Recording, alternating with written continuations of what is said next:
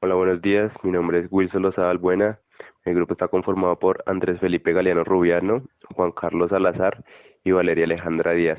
Hoy expondremos sobre el sistema educativo chileno. Para hablar del sistema educativo chileno, debemos remontarnos hacia los orígenes históricos. Para empezar, en 1920 se produce una migración desde el campo a la ciudad, lo que trae como consecuencia analfabetismo y problemas sociales.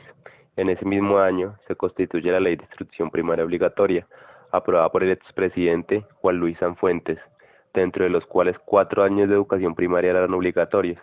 Esta ley se da con el fin de educar al mayor porcentaje de personas y no solo a la élite nacional. La Ley de Educación Primaria Obligatoria de 1920 estableció que el Estado garantizaría a cada niño y niña el acceso gratuito a los centros educacionales y velaría para que se cumpliera esta normativa. El 18 de septiembre de 1925, el presidente de Chile, Arturo Alessandri Palma, promulga la Constitución. En dicha Constitución se establece que el Estado es el responsable de administrar la educación y emerge el concepto de Estado docente. Para 1927 se deroga la Ley de Instrucción Primaria Obligatoria y se crea el Ministerio de Educación Pública. El presidente de la República, Carlos Ibáñez, creó mediante decreto el Ministerio de Educación, separándolo del Ministerio de Justicia. Este nuevo ministerio pasó a tener bajo su responsabilidad la educación primaria, secundaria y profesional, además de las bibliotecas, los archivos y los museos. La nueva institución asumió el desafío de planificar y gestionar la educación pública. La primera gran reforma educacional chilena comenzó a aplicarse en 1928 en el gobierno de Carlos Ibáñez del Campo, apoyada por varias agrupaciones de profesores. Entre sus objetivos están democratizar la educación, construir el Estado docente, modernizar las técnicas pedagógicas y adecuar el modelo educacional a las necesidades del país. Destacados pedagogos extranjeros como Adolfo Ferreire pusieron atención a la experiencia chilena. De 1946 a 1953 se crea el Plan de Renovación de la Educación Secundaria para llegar a mayor parte de los centros educativos del país, intentando crear un liceo único. Esto quiere decir una educación democrática, pluralista, gratuita, desde preescolar en adelante y acorde a las necesidades económicas del país. En 1953 se crea la Superintendencia de Educación. Esta se crea bajo el gobierno de Carlos Ibáñez del Campo. Bajo el gobierno de Eduardo Frei Montalva se aumenta la cobertura educativa en el país. El expresidente se plantea ampliar la reforma educativa de 1928. En 1965 promovió una de las reformas más ambiciosas que tuvo por principal objetivo acelerar la ampliación de la cobertura escolar. Al año 1965, 8 años de la educación escolar eran obligatorias. En 1970, bajo el gobierno de Allende, se destinó un 20% más del presupuesto que en el periodo anterior, pero estos no tuvieron un efecto duradero debido al golpe de Estado. En 1973 a 1990 se pasó el Ministerio de Educación a las municipalidades. En el gobierno de Pinochet se relegitimaron aspectos de la educación tradicional, como la disciplina, la autoridad docente y el texto, altas exigencias de rendimiento en exámenes, etc. En este periodo la educación se somete a las leyes del mercado y se la presenta como un servicio amarrado a la oferta y la demanda. En marzo del 2016 entró en vigencia la Ley de Inclusión. Esta normativa prohíbe el lucro y el financiamiento compartido. Con esta normativa, los establecimientos particulares subvencionados podrán optar por transformarse en fundaciones y ser gratuitos, o simplemente transformarse en colegios pagados. En el 2017, la gran cantidad de municipalidades que poseen deudas elevadas en educación han permitido que durante el segundo gobierno de Michelle Bachelet se apruebe la ley de desmunicipalización y se crea un sistema de educación pública para instalar una nueva institucionalidad compuesta por el Ministerio de Educación. Marco legal. Entre las leyes y reformas más importantes del sistema educativo chileno tenemos primero a la reforma educativa de 1965, que se dio bajo el gobierno de Eduardo Frei Montalva. Esta reforma buscaba acabar con la deserción escolar, las ineficaces técnicas pedagógicas y la escasez del gremio docente y la poca calificación que había para estos.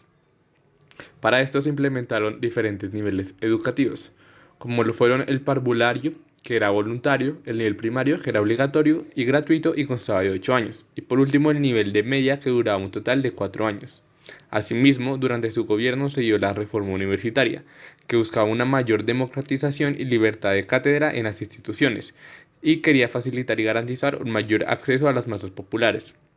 Esto por medio de la implementación del proyecto Junta Nacional de Auxilio Escolar y Becas, también conocido como JUNAEP, quien otorgó prestaciones universitarias, becas y una correcta alimentación a los estudiantes. Luego tenemos la Ley Orgánica Constitucional de Enseñanza, también conocida como LOCE, que se dio en el año de 1990 bajo el gobierno de Augusto Pinochet, la cual se daría tras la llamada Contrarreforma, por la cual hubo una remoción de los directivos de las instituciones educativas y fueron reemplazados por militares. De esta manera iniciaría una reducción del gasto fiscal hacia la educación superior y habría una descentralización de la educación pública. Todas estas iniciativas educativas se verían reflejadas en la LOCE. Durante el gobierno de Pinochet también se daría la Ley General de Universidades de 1981, con la cual iniciaría un proceso de privatización de la educación y desaparecería el Estado docente tras el no apoyo estatal a la universidad pública. Luego tenemos la ley número 20370, también conocida como Ley General de Educación o LG, que se dio en el año 2009 durante el gobierno de Michelle Bachelet. Estas se dan en respuesta a la ola de protestas educativas del año 2006, conocida como Movimiento Pingüino. De esta manera, la LGE establece que no se podrá expulsar ni cancelar matrícula de estudiantes por causales económicas. También ofrece garantías de acceso gratuito en el primer y segundo nivel de transición. Además, por medio de esta ley, se crea la Superintendencia de Educación y la Agencia de Calidad de la Educación, encargadas de evaluar los logros de aprendizaje a través del Sistema de Medición de la Calidad de la Educación, también conocido como SIMSE, y exigir una rendición de la legalidad y el uso de las subvenciones que fueron suministradas. Algunas de las críticas frente a esta ley es que aún se ven focos de desigualdad que han incrementado con el inicio de la pandemia, que hace falta una mayor financiación estatal y que se debe mejorar aún la calidad de la educación. Luego tenemos la ley 20248, por la cual se crea la subvención escolar preferencial. Esta se da en el año 2008 en el gobierno de Michelle Bachelet, la cual tiene el objetivo de mejorar la calidad de la educación en los establecimientos subvencionados. Esto por medio de la selección de los estudiantes prioritarios, quienes sus problemas económicos les dificulta la posibilidad de enfrentar el proceso educativo. Además, otorga recursos adicionales a las instituciones para la elaboración y ejecución del plan de mejoramiento educativo. La estructura del sistema educativo chileno se divide en cuatro. Primero, tenemos la educación parvularia, que se divide en nivel heterogéneo, que está dirigida para los niños de entre los 85 días de nacidos y los 2 años de edad. Luego tenemos el nivel medio, para los niños de entre los 2 a 4 años de edad. Y por último tenemos el nivel de transición dirigida a los niños de 4 a 6 años de edad. Y esta etapa es obligatoria desde el año 2019. Tenemos luego la educación básica, que se divide en 8 años y está dirigida a los estudiantes de entre 6 a 13 años de edad. Luego tenemos la educación media, que se divide en 4 años y está dirigida a los estudiantes de entre los 14 a 17 años de edad. Y ya por último, tenemos la educación terciaria o superior, que se dirige dentro de las universidades, institutos profesionales y los centros de formación técnica. PISA es una prueba o examen estandarizado a nivel internacional que se encarga de evaluar los sistemas de educación con el objetivo de mejorar la calidad educativa. A partir de los resultados obtenidos, ofrece información relevante y funcional para el desarrollo o mejora de políticas que permitan el avance en los sistemas educativos de los países participantes. La prueba PISA se aplica cada 3 años a una muestra de estudiantes entre 15 y 16 años, lo cual permite obtener un perfil de las competencias de los jóvenes que están por concluir el nivel de educación básica. Sus características. Cubre una amplia zona geográfica. Más de 80 países participan en la prueba. Evalúa las políticas educativas. No evalúa las escuelas, profesores o estudiantes. Permite monitorear el progreso educativo de cada país evaluado. Es una prueba objetiva, evaluada con base en altos controles de calidad que además son medibles estadísticamente. En el siguiente cuadro se puede observar que el país de América Latina mejor posicionado en las pruebas es Chile. Quedó en el puesto 43 a nivel mundial y en nuestra región, América Latina, ocupó el primer lugar. Pruebas PSU. Las pruebas de selección universitaria, este es el nombre con el que se le conoce a la PSU, la prueba utilizada en la enseñanza superior chilena para permitir el ingreso de los estudiantes a los programas de estudio. La PSO está vigente desde el año 2003 y es gestionada por el Departamento de Evaluación, Medición y Registro Educacional.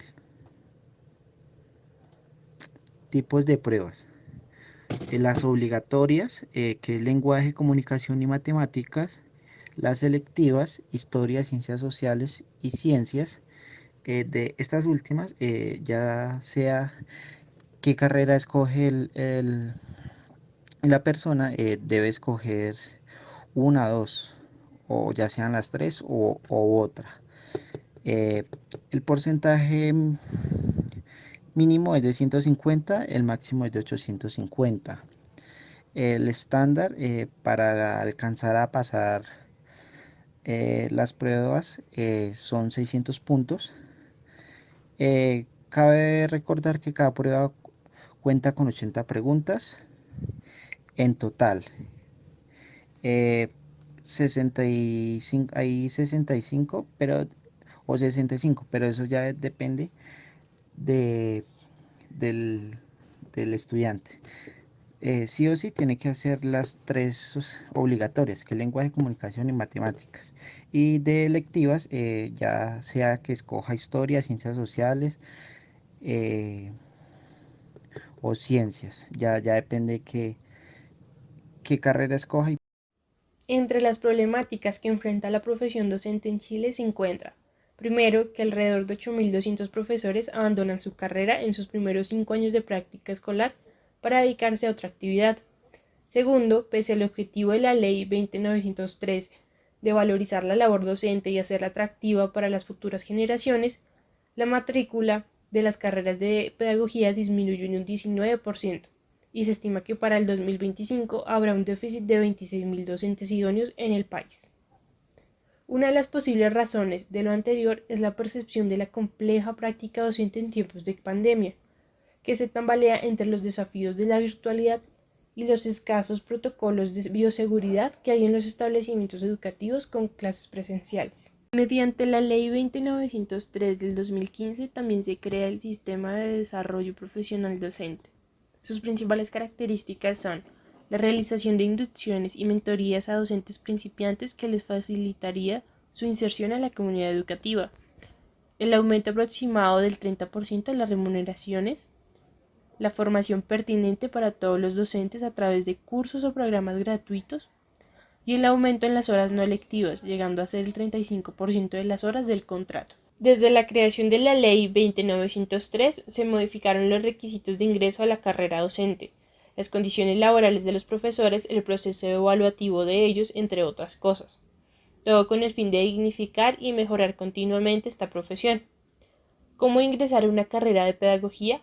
Se debe cumplir con alguno de los siguientes requisitos: haber presentado la prueba de selección universitaria con un puntaje aproximado de 500, tener su promedio de notas dentro del 30% superior de la generación, o haber aprobado un programa de acceso a la educación superior para continuar estudios de pedagogía. Hay que tener en cuenta que algunas universidades poseen criterios de admisión propios. Los profesionales no licenciados pueden ejercer la docencia siempre y cuando no haya aspirantes a la vacante y algún componente de su profesión tenga afinidad con el área que desea impartir. La carrera docente es un recorrido de desarrollo profesional que busca reconocer la experiencia, las competencias y conocimientos alcanzados por los docentes. Esta cuenta con 5 tramos: inicial, temprano, avanzado, experto 1 y experto 2. Existen 3 requisitos para avanzar en ellos. Primero, tener un tramo de previo. Segundo, tener la experiencia necesaria para cada tramo. Y por último, los resultados del portafolio y prueba de conocimiento.